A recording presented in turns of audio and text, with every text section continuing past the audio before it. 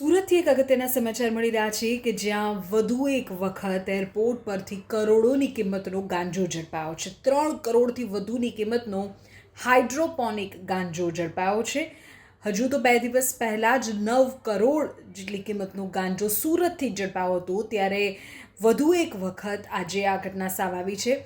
એક માહિતી અનુસાર ફ્લાઇટમાં 7 સીટની નીચે 7 અલગ અલગ પેકેટમાં ગાંજો છુપાવવામાં આવ્યો હતો.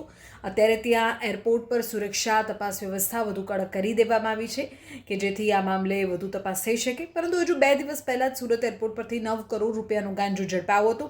ત્યારે સવાલ એ થાય કે આ પ્રકારની ઘટનાઓ સતત વધી રહી છે અને આંકડાઓ શું કહી રહ્યા છે.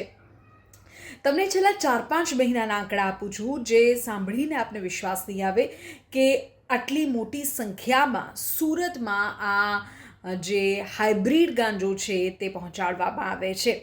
ફેબ્રુઆરી 2026ની અત્યારની જો વાત કરીએ તો આજે 3 કરોડ અને હજુ 2 દિવસ પહેલાં જ 9 કરોડની કિંમતનો ગાંજો ઝડપાયો હતો કે જે વિમાનની સીટ નીચે કુશનની પાછળ છુપાવવામાં આવ્યો હતો. ડિસેમ્બર 2025માં 6 કરોડથી વધુની કિંમતનો ગાંજો ઝડપાયો, જે ટ્રોલી બેગમાં સિક્રેટ કમ્પાર્ટમેન્ટ્સ બનાવીને લાવવામાં આવ્યો હતો.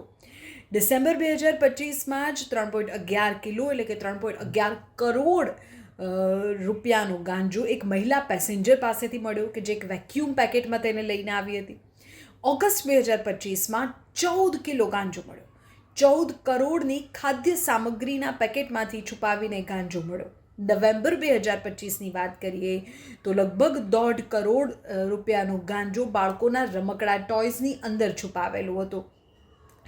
આ તમામ જે મેં તમને કિસ્સા કીધા એ મીડિયામાં મોટા એવા કિસ્સા છે કે જે સામે આવ્યા હોય. આ સિવાય પણ નાની મોટી જે કાર્યવાહી થતી હોય તો અલગ, પરંતુ જો આવા જ કિસ્સાઓને ગણીએ તો પણ સંખ્યા ખૂબ મોટી થાય છે. એક કિસ્સો એવો છે કે લગભગ 2.5થી 4 કિલો જેટલો ગાંજો ડ્રાયફ્રૂટ્સના પેકેટ્સમાં સુરતમાંથી ઝડપાયો હતો. આમ 37થી 40 કરોડનો ગાંજો છેલ્લા 4 મહિનામાં ઝડપાયો હોય તેવા મીડિયા રિપોર્ટ્સ કહી રહ્યા છે. આ સંખ્યા આનાથી વધારે હોઈ શકે છે. 50 કિલો ગાંજાથી પણ વધારે તેની ક્વોન્ટિટી હોઈ શકે છે, કારણ કે આ મોટા કિસ્સાઓ છે કે જે મીડિયામાં ઓવરઓલ સામે આવેલા છે. તો તમે વિચારો કે કેટલા મોટા પાયે આ આખી મોડસ ઓપરેન્ડી ચાલે છે કે આપણા ગુજરાતમાં સુરતમાં મુખ્યત્વે ફ્લાઇટના માધ્યમથી બેંકોકથી આવતી ફ્લાઇટમાં આ પ્રકારે ગાંજાનો જે જથ્થો છે તે અલગ અલગ રીતે છુપાવીને ગુજરાત સુધી પહોંચાડવામાં આવે છે. આજે પણ સુરતમાં એક મહત્વપૂર્ણ કાર્યવાહી થઈ અને 3 કરોડથી વધુની કિંમતના ગાંજાના જથ્થાને અત્યારે સીઝ કરી દેવાયો છે. વધુ કાર્યવાહી અત્યારે સ્થાનિક એજન્સીઝ કરી રહી છે.